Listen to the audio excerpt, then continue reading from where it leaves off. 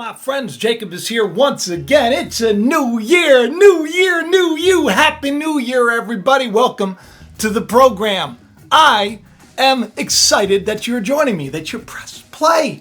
Spend a little time with the old Jacob to talk about the goofy things. Okay, so yeah, what does President Donald John Trump, zombies, a mink, and a new variant of the virus of the crown have in common?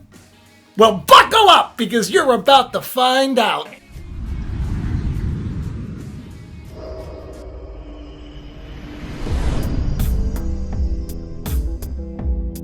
All right, let's get into it. So, last night I have a weird dream. What else is new, right? I'm a dreamer, So I have this kooky dream, and in the dream, I'm hanging out with the president. Isn't that strange, right? Remember my dream about a month before the election?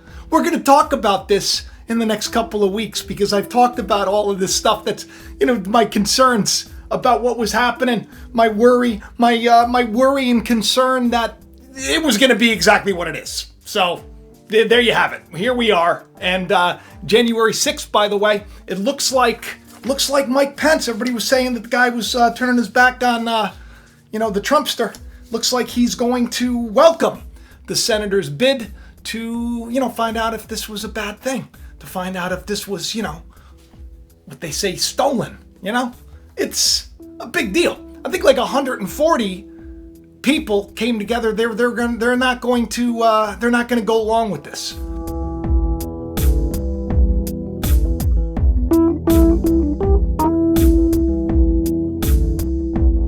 There are like millions of Americans that don't really believe in the system right now, so they're going to look into it. So January 6th, it may not go the way a lot of people think, but that's besides the point. That's besides the point completely, right? It has nothing to do with the coming days or the coming weeks ahead, or the coming madness that might ensue, which I hope it doesn't, because really, who wants that, right? We just want peace, we want power, we want a sound mind. That's the way we're supposed to be.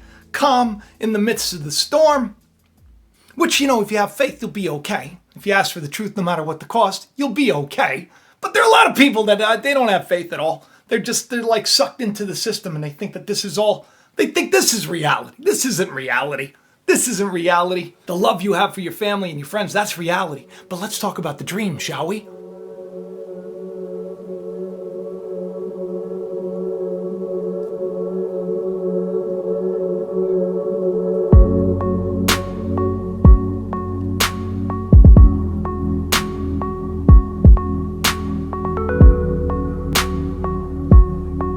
So I'm having a conversation with the president for whatever reason, but the part of the dream that stood out, made me look it up this morning, which is why I'm talking to you all here before I go to work, is the fact that I asked him, I said, hey, what kind of animal do you consider yourself to be? Like, what's your spirit animal? I asked the president in my dream, what's your spirit animal? And in my head, as I'm asking, I'm thinking dragon, right? I'm thinking dragon. I don't know why, but I'm thinking dragon. But he doesn't say that. He goes, a mink.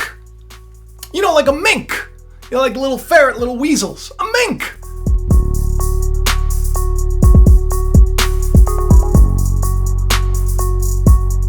All the fancy schmancy wealthy people that don't have a problem with, the killing of animals. They wear the minks. The minks are all nice, and I think Dan has a faux one. I think she actually was given one, and I think we sold it for like $50 at a garage sale, and I think she was upset because I think it was real. But that's besides the point.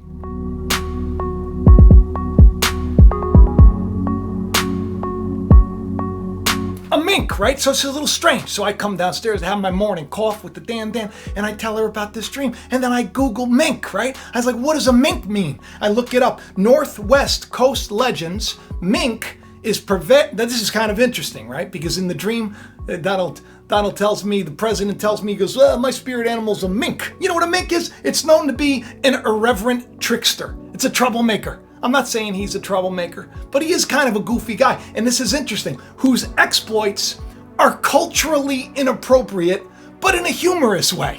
I mean, is that not the Trump, right? Is that not our president? kind of a goofball who has no, he's like, the uncle who has no filter, just says what he wants. Minks are also known for having incredibly lewd misadventures with women. I mean, that's what it says right there. I'm not making that up. Dreams of a mink, though, signify luxury and extravagance and all of these. I guess that was a pretty good estimation of who his spirit animal might be. But that probably wasn't the reason why I had the dream. It wasn't to find out, that Donald Trump thinks that he's like a mink, because that it was a dream. It's not real, right? I'm sure he doesn't think that at all. But it's I uncover all of this stuff that has to do with the strain, virus of the crown, the different ones that are popping up all over the place are connected to the mink. What are the chances? I didn't know that. I even tell Danielle, and she's like, did you read that somewhere? And I'm like, no, I didn't read it somewhere. I just had a goofy dream.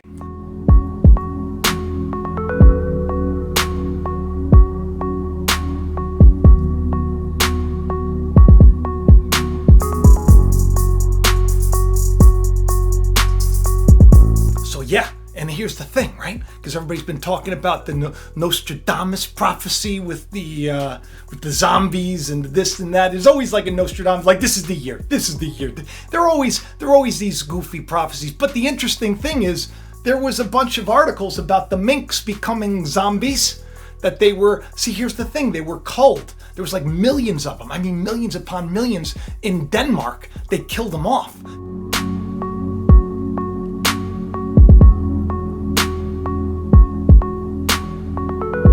Because of this variant virus of the crown that was found within the mink that could work against the old, the thing that they're supposed to help you not get it.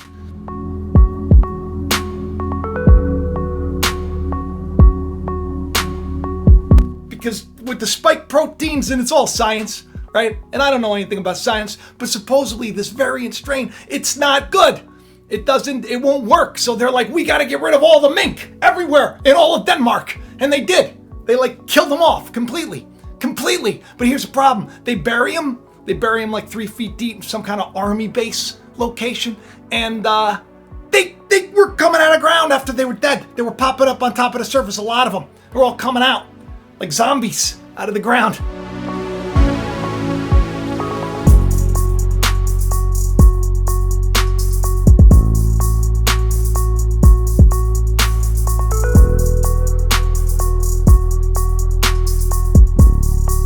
Spooky. Right? They weren't alive.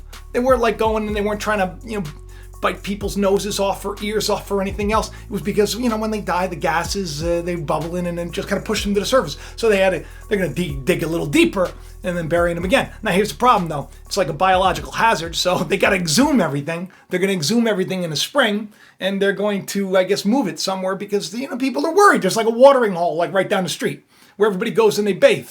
They go in there and they swim and they have a good time, and that's like meters away. So it's like not the best place. Also, they worry about the water supply going to the local town. This is the thing. People don't think. You got meatheads that are in charge. They don't think. They just do dumb things all the time, and of course, there are effects. So it's become a big deal.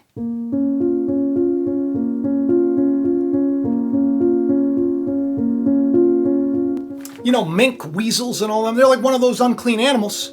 You're not supposed to go near the dead bodies, by the way. You're not supposed to touch them. This is in Leviticus 11. These shall also be unclean unto you, among the creeping things that creep upon the earth, the weasel, the mouse, the tortoise after its kind, and the ferret, which, by the way, it's a mink. Say they're all in the same family. And the ferret and the chameleon and the lizard and the snail and the mole, these are unclean to you among all that creep. Whoever doth touch them, when they be dead, shall be unclean until the evening.